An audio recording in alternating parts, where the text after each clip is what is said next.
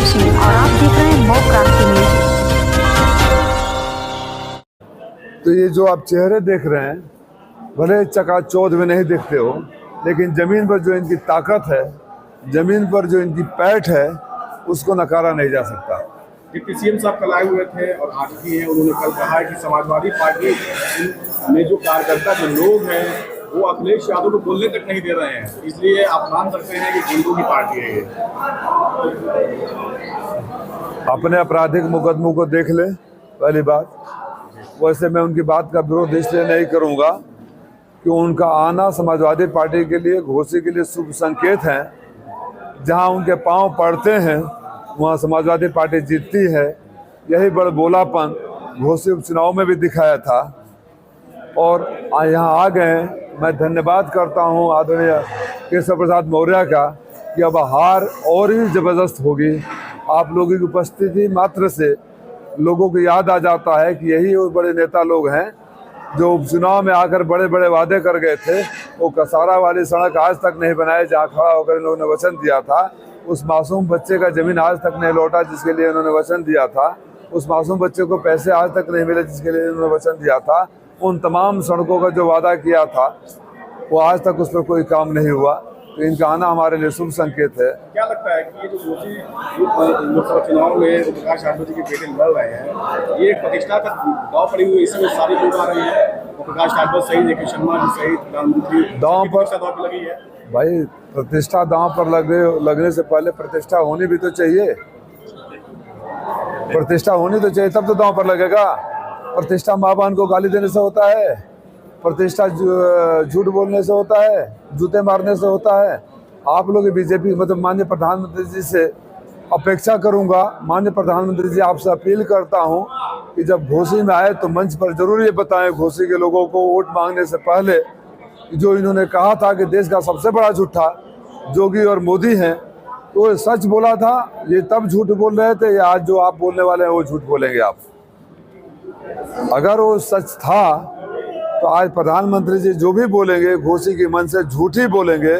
अगर झूठ नहीं बोलेंगे तो मंच से कहें कि ये आदमी झूठ बोले थे, मैं झूठा नहीं हूँ। आज छठे फेज का चुनाव हो रहा है। आज छठे फेज का चुनाव हो रहा है। इस चुनाव को किस तरीके से आप ले रहे हैं? छठे फेज तक आते आते इंडिया का तो घोसी के मालिकों के ऊपर छोड़ता हूँ। बड़े नेता आपसी समझौता कर सकते हैं। एक आम कार्यकर्ता, एक आम वोटर जब वोट डालने जाएगा तो उसको उस माँ का चेहरा जरूर उसके सामने नजर आएगा जिसने उसको पैदा किया था। वो बहन जरूर याद आएगी जिसने राखी बांधा था, और आत्मसम्मान जरूर उनसे कहेगा कि रुक जाओ, इसने तो जूता चप्पल मारने की बात करी थी। जो व्यक्ति कभी किसी का नहीं हुआ। मैं व्यक्तिगत आरोप नहीं लगाना चाहता हूँ, कोई व्यक्तिगत, मैं उनकी कही हुई बातों को कोट कर रहा हूँ और वो भी अपने तरफ से नहीं कोट कर रहा हूँ।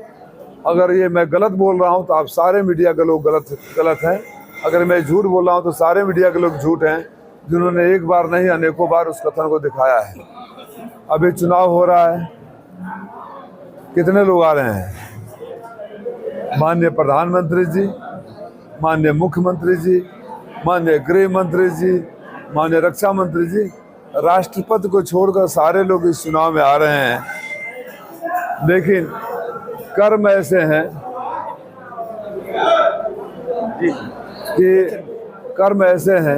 कि अगर माननीय राष्ट्रपति को भी बुला लिया जाए, वाणी ऐसी है कि दुनिया में वो अब की बार ट्रम्प सरकार वाले ट्रम्प को बुला लिया जाए, जो बाइडेन को बुला लिया जाए, तब भी कुछ होने वाला नहीं है।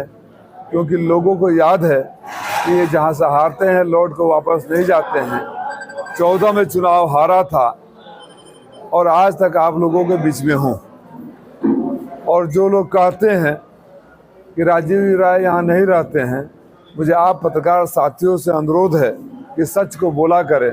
आप लोग चश्मदीद गवाह जिसे बोलते हैं, आई विटनेस रहे हैं मेरे यहाँ के लोगों को सेवा करते हुए। मैं आभार व्यक्त करता हूँ कि आप लोगों ने उसे दिखाया भी है।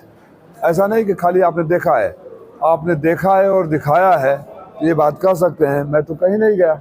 बलिया में हारे होंगे तो कुछ हजार वोट तो मिले होंगे।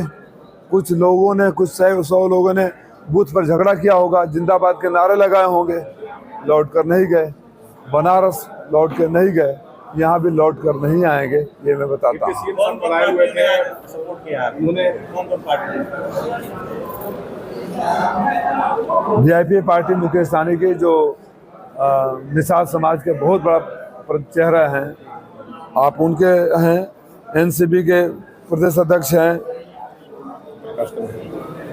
अखिल भारतीय गौंड महासभा के अध्यक्ष जी हैं, संत चौधरी लोटन राम निषाद हमारे पार्टी में पहले थे प्रदेश अध्यक्ष। तो ये जो गोपाल सेना जी हैं, फूलन सेना के अध्यक्ष हैं।